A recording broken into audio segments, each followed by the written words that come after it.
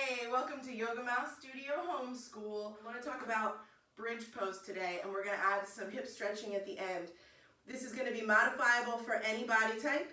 I've used it all throughout my pregnancy with great success. As my front got heavier, my back got more sore, and I built up a lot of core strength this way, a lot of stability through my pelvis. I have great feedback from clients that have lower back pain, that have sedentary jobs where they're constantly sitting, or maybe you're constantly walking. Maybe you're like a healthcare professional and you are always on your feet right now.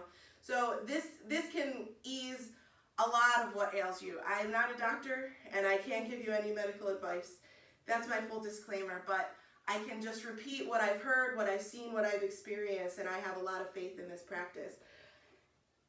To modify, there's a lot of different options. I have a bolster that I made. It's nice and firm. You can use a foam roller too. I'm all about practicality. I don't even use a yoga mat most of the time. I think that yoga should be part of a lifestyle, anywhere, anytime. And this yoga mat, I doubled it up and rolled it so it's nice and firm. One option. Two, put two towels together. These are sort of flimsy towels, depends how many towels you need. This could give you a lower, softer support, and you roll them up. So that's another option. For some of us, we want to take this more restoratively. Pillows. These are also like the cheap, fluffy kind. So you might have some firm back support pillows or whatever, couch cushions. Be creative. If you like something really firm and you want it really tall, a big book with a pillow, a blanket, a towel, a mat over top to cushion the edges, really effective. Be creative. Let me know what you figure out. I'd love to see pictures. So if you're using it for this purpose, I'm going to talk about the strengthening aspect of this, because I feel like yoga is a beautiful practice, but if you're not really focusing on stabilizing the muscles around your joints, you're getting a good stretch, but you're stretching through the joints, and you'll have more success the more strength you build.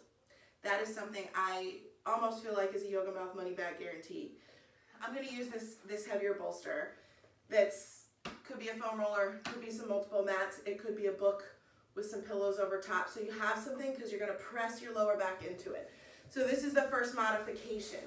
You'll take the mats, whatever you have, underneath your spine. So it's right above my butt, kind of in that lower lumbar curve. Laying my back over it, lay your back over the bolster. Bring your feet, again, building the strength for the stability.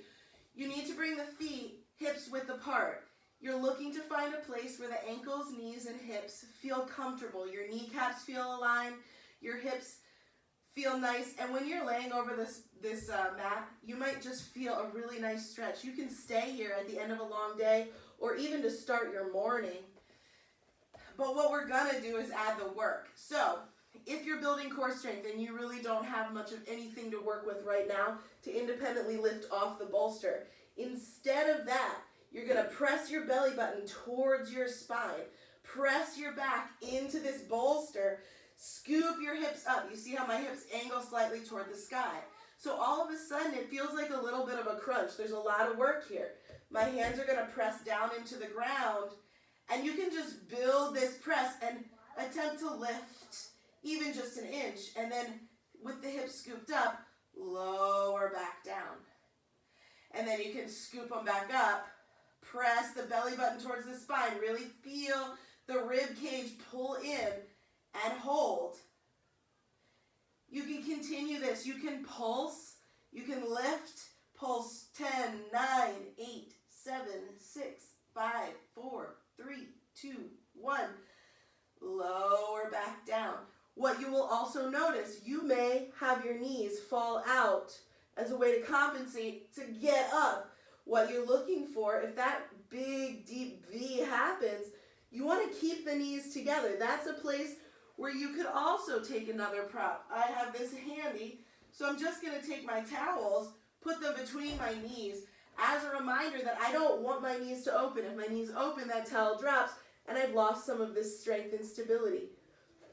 You can put a block, another set of mats, and then do your pulses. So that's one modified variation. taking the mat away, you can do it unmodified. As you get stronger, or if you're already there, you're going to bring the heels close to your butt, knees, once again, hips width, palms face down. Still pressing the belly towards the ground. You'll feel the hips angle up. The weight drives through your heels. Press the hands down and lift. Again, keeping the knees together with that lift. You can add a leg and a leg. If you're pregnant, if you have lower back pain, if you have anything that feels loose or sharp in your lower back when you lift, this tilts your pelvis, lifting the leg one at a time. So you might want to just work for pulses instead. And then to come back down, you'll scoop the hips back up, one vertebra at a time. Lay yourself to rest. Breathe in and breathe out.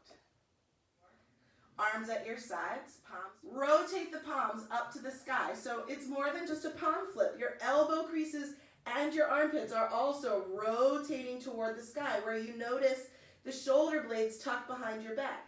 Just because we're talking about hips and lower back doesn't mean the whole body isn't engaged. So bring yourself into a place where you feel the back on the ground, palms, elbow creases, and armpits, all gently rotated towards the ceiling.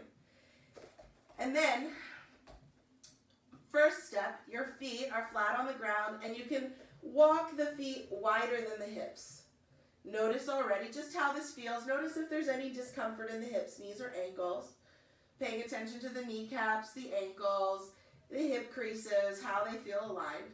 If there's any discomfort, you could bring the knees together instead. From here, with the knees wide, you'll drop your knees off to the right. Head turns to look over that left hand.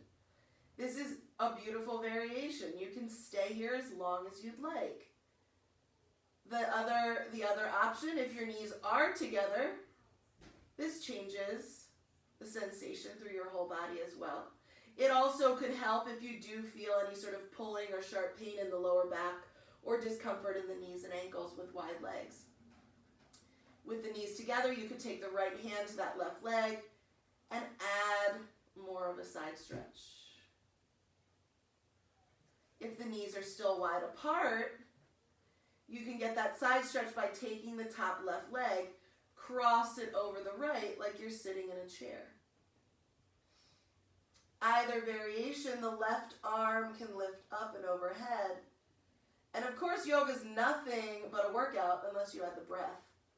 The breath is the magical tool, and it requires the ninja mind and the really deep internal awareness that we develop with this practice. So big breath in.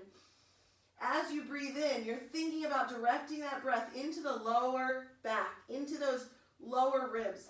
They're not touching the ground. You can see my back is off the ground, but with that breath, the rib cage gently works towards the floor, stretching those big, deep muscles on the inside back of the body. And if you're feeling this through the armpit, the elbow, the fingertips, there's a lot of different ways that this can come out in your body. The final version of this that I'm a big fan of is, instead of crossing this left leg, the other option is to take this left foot and bring the top of the foot to the mat or the ground, working the heel toward the hip. And you can keep that left arm reaching up. You can keep it off to your side. You're going to experiment, and you're going to find what works for you. These are all suggestions, and then you're your own therapist. You do the research here. So this knee, you'll have to be careful with your knee if you have any knee damage or knee pain.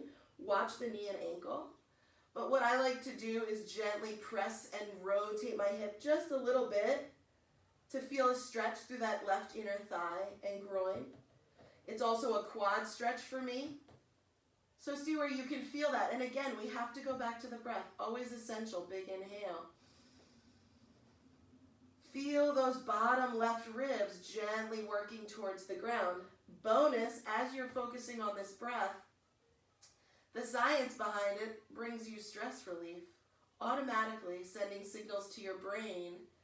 Yep, I'm okay. This might be This might be relaxing, and you start letting go. So play with these versions, and then once you've found your spot, settle into it. Find a breath. Take a good 30 seconds in each pose that feels nice. Let your body adjust to it, and then you'll take it over, dropping the knees to the left, doing the same thing, finding the variation that we just talked about that works for you. And already it's hard for me to get up because I feel so much better. Hopefully that gave you some more insight into how to find some relief if you're sitting a lot, standing a lot, I don't know, being alive. There's a purpose for all of these things for all people. So let me know how it goes. Have a great bendy, stretchy day. Namaste.